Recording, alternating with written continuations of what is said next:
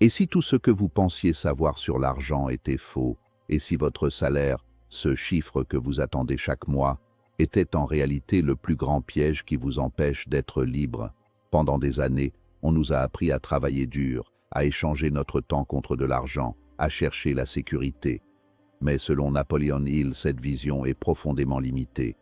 Elle vous maintient dans un cycle où vous gagnez juste assez pour survivre, mais jamais assez pour être libre. La vérité est brutale, le revenu n'est pas la richesse, et encore moins la liberté.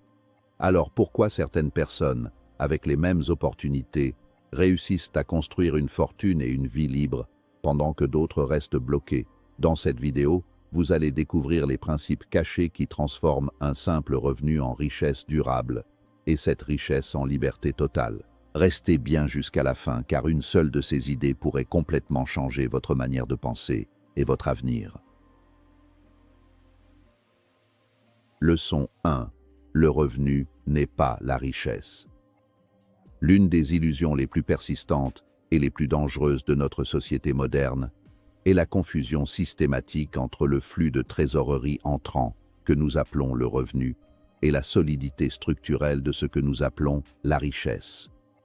Pour la majorité des gens, un individu qui affiche un salaire à 6 chiffres ou qui conduit une voiture de luxe est, par définition, riche. Pourtant, cette perception est souvent un mirage financier.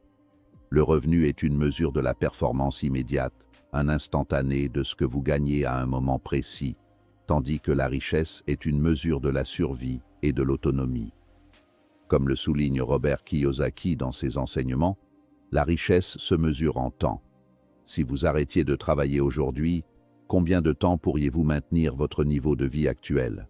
Si la réponse est « jusqu'à la fin du mois », alors peu importe la taille de votre salaire, vous n'êtes pas riche. Vous êtes simplement un employé à haut revenu pris dans une cage dorée.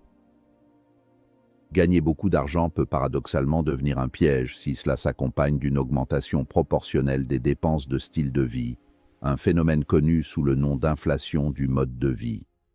Lorsque vos passifs, c'est-à-dire tout ce qui sort de l'argent de votre poche comme les crédits consommation, les loyers onéreux ou les abonnements superflus, augmentent au même rythme que vos revenus, votre richesse nette reste stationnaire.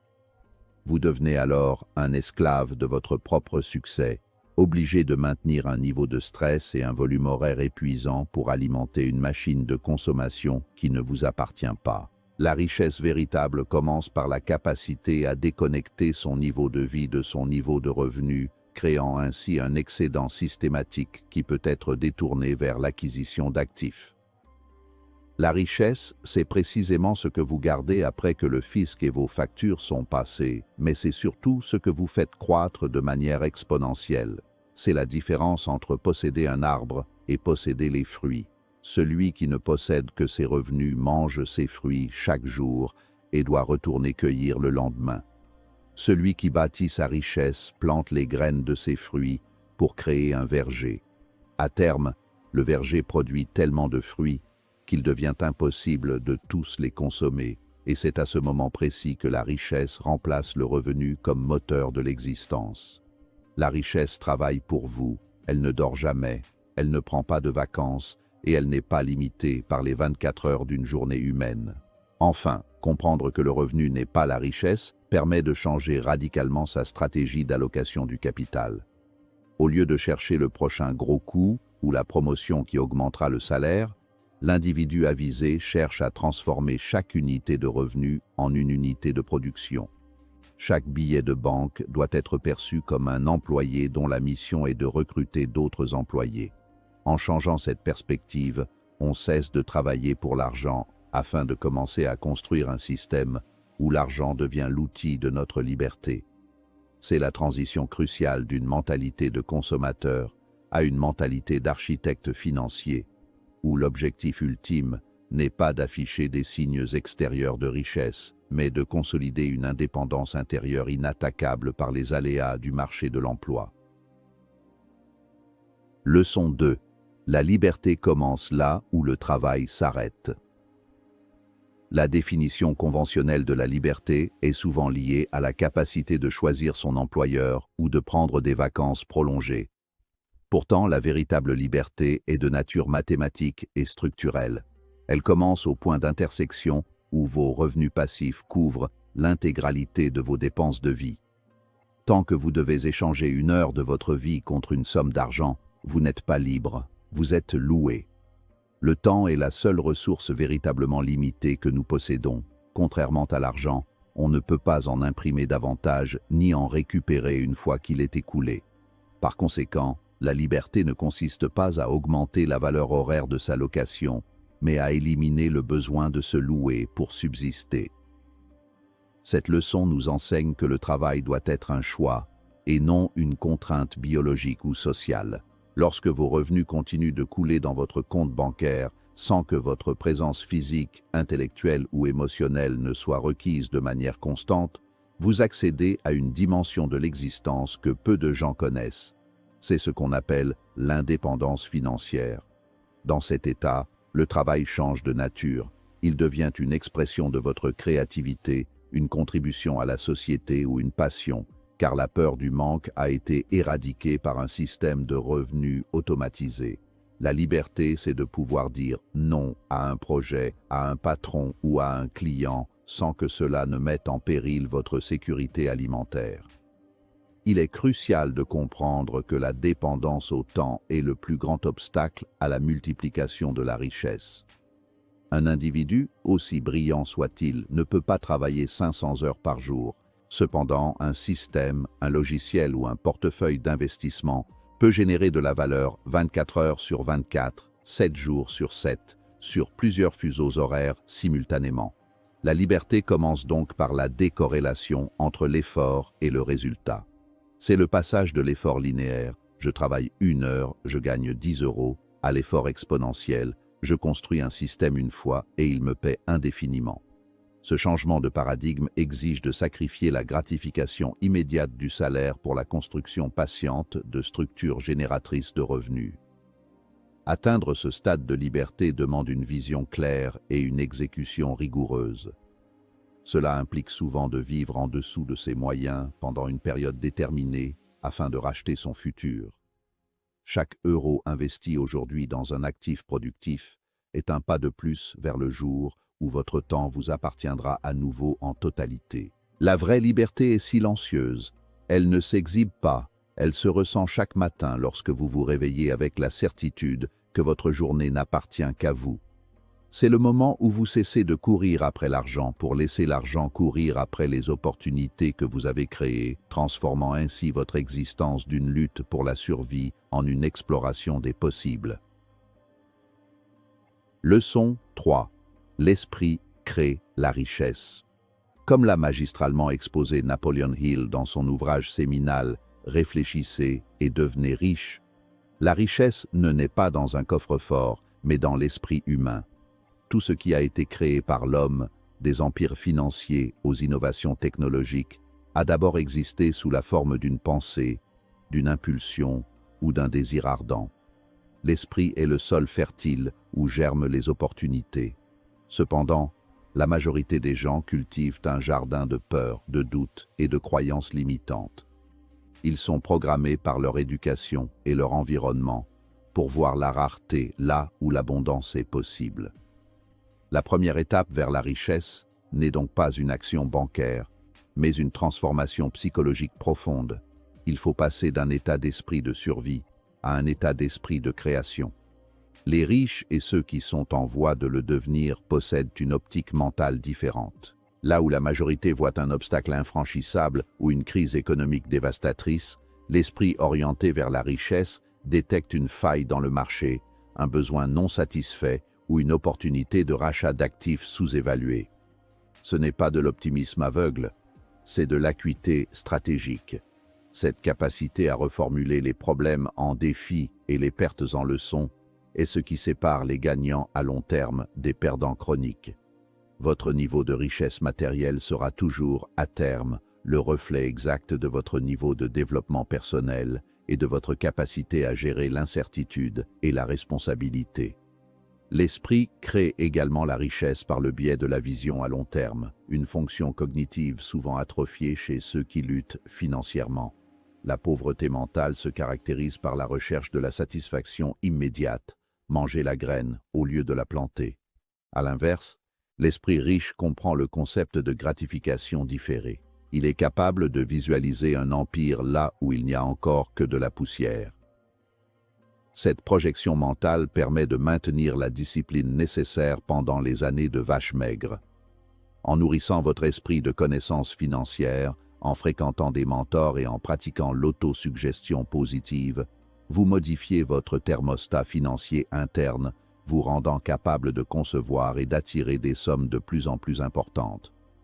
Enfin, l'esprit est le moteur de l'innovation, qui est la source ultime de toute valeur économique. La richesse est créée lorsque vous apportez une solution à un problème rencontré par un grand nombre de personnes. Plus le problème est complexe et plus le nombre de personnes touchées est grand, plus la richesse générée sera importante. C'est la loi de l'offre et de la demande appliquée à la créativité humaine. En entraînant votre esprit à être une machine à résoudre des problèmes plutôt qu'une machine à se plaindre, vous devenez un aimant à opportunité. La richesse n'est rien d'autre que la récompense sociale accordée à ceux qui ont l'audace de penser différemment et la persévérance de transformer leurs pensées en réalité tangible.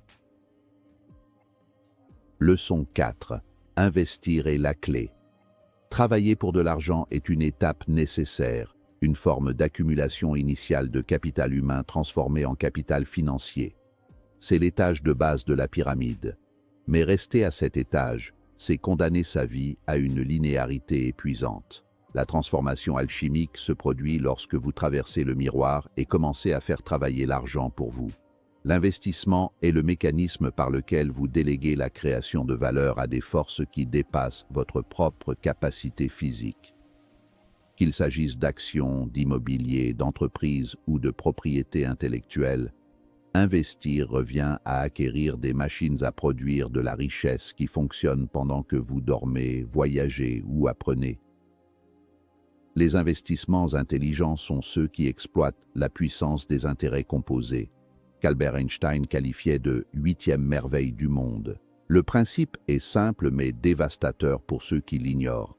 Les gains de vos investissements génèrent eux-mêmes des gains, créant une courbe de croissance qui finit par devenir verticale. La clé n'est pas seulement le montant investi, mais le temps pendant lequel l'argent est laissé à son travail de multiplication. Investir, c'est accepter de ne pas consommer une partie de son capital aujourd'hui pour posséder tout le marché demain. C'est passer du rôle de spectateur de l'économie à celui de propriétaire des moyens de production, capturant ainsi une part de la croissance mondiale globale. Cependant, investir ne signifie pas spéculer de manière imprudente. La clé réside dans l'éducation et la gestion du risque. L'investisseur avisé n'est pas un parieur, c'est un gestionnaire de probabilité. Il comprend la différence entre le prix et la valeur. Il sait que le risque provient souvent de l'ignorance. Par conséquent, l'investissement le plus rentable est toujours celui que l'on fait sur sa propre éducation financière. En comprenant comment lire un bilan, comment analyser un marché immobilier ou comment évaluer le potentiel d'une technologie, vous réduisez le risque et augmentez les rendements. L'argent suit la compétence. Si vous donnez 1 million d'euros à une personne sans éducation financière, elle le perdra. Donnez-en 10 000 à un investisseur averti, et il en fera une fortune. La multiplication des revenus sans multiplication de l'effort est l'aboutissement logique d'une stratégie d'investissement réussie. À mesure que votre portefeuille d'actifs grandit, votre rôle change. Vous passez d'opérateur à stratège. Vous n'avez plus besoin de suaire pour chaque centime. Vous devez simplement veiller à ce que votre capital soit alloué là où il est le plus productif. Cette efficacité capitale permet de libérer votre énergie pour des projets de plus grande envergure ou pour la philanthropie. Investir n'est pas un luxe réservé aux riches, c'est le véhicule même qui permet de le devenir. C'est l'acte de foi dans le futur et la mise en pratique de la discipline qui transforme un simple travailleur en un bâtisseur de patrimoine pérenne. Leçon 5. La discipline bâtit la liberté. La richesse est rarement le fruit du hasard, d'un gain à la loterie ou d'un héritage providentiel. Pour l'immense majorité de ceux qui la conservent et la font fructifier, Elle est le résultat d'une discipline de fer appliquée de manière répétée sur de longues périodes. La discipline est le pont entre les objectifs et l'accomplissement. Dans le domaine financier, cela signifie avoir la maîtrise de soi nécessaire pour dire non aux tentations de la consommation immédiate afin de dire oui à la liberté future. C'est une bataille quotidienne contre les impulsions dictées par le marketing moderne et la pression sociale qui nous poussent à paraître riches plutôt qu'à l'être réellement. Sans discipline, même le revenu le plus élevé finira par s'évaporer. Cette discipline se manifeste dans des décisions répétées et souvent invisibles. C'est le choix d'automatiser son épargne dès le premier jour du mois, de continuer à se former malgré la fatigue, ou de maintenir une stratégie d'investissement même lorsque les marchés sont en pleine panique. C'est la capacité à suivre un plan financier avec la précision d'un métronome, sans se laisser distraire par les nouveautés ou les raccourcis faciles vers la fortune. La vision à long terme est le carburant de cette discipline. Il est facile de sacrifier un plaisir aujourd'hui quand on a une image claire de la liberté que ce sacrifice achètera dans 10 ans. La discipline n'est pas une privation, c'est une forme supérieure de soin de soi. Ce que vous faites avec votre argent aujourd'hui est le facteur prédictif le plus fiable de votre situation dans 5, 10 ou 20 ans. Chaque dépense est un arbitrage entre votre confort présent et votre indépendance future. La discipline budgétaire, loin d'être une contrainte, est en réalité l'outil de libération le plus puissant. Elle vous permet de connaître la destination de chaque euro et de vous assurer qu'il travaille pour vos objectifs plutôt que pour ceux des autres. En instaurant des habitudes financières saines, comme le suivi des dépenses, l'évitement des dettes toxiques et la diversification des revenus, vous construisez une forteresse inexpugnable autour de votre avenir. En fin de compte, la discipline bâtit une liberté qui ne dépend pas des circonstances extérieures. Une personne disciplinée peut naviguer à travers les crises économiques avec calme, car elle a bâti des réserves et des systèmes de protection. La richesse n'est pas un événement, c'est un processus. C'est l'accumulation de milliers de petites décisions correctes qui, mises bout à bout, créent une masse critique de capital et de liberté. En cultivant cette rigueur aujourd'hui, vous vous offrez le luxe suprême de demain, le choix total. La discipline est le prix d'entrée pour la liberté. Et bien que le coût puisse paraître élevé au début, le regret de ne pas l'avoir payé sera toujours bien plus lourd à porter. La vérité sur le revenu, la richesse et la liberté est simple, mais dérangeante. On vous a appris à chercher la sécurité, mais pas la liberté. On vous a appris à travailler dur, mais pas à penser différemment.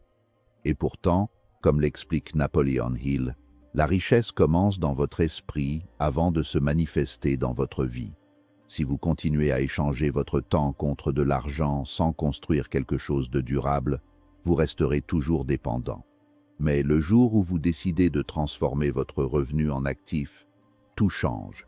La liberté devient possible, pas du jour au lendemain, mais pas à pas. La vraie question est donc, allez-vous continuer à travailler pour survivre ou commencer à construire pour être libre? Votre futur dépend des choix que vous faites aujourd'hui. Et si ce message vous a ouvert les yeux, alors ne vous arrêtez pas ici. Appliquez, réfléchissez et surtout, passez à l'action.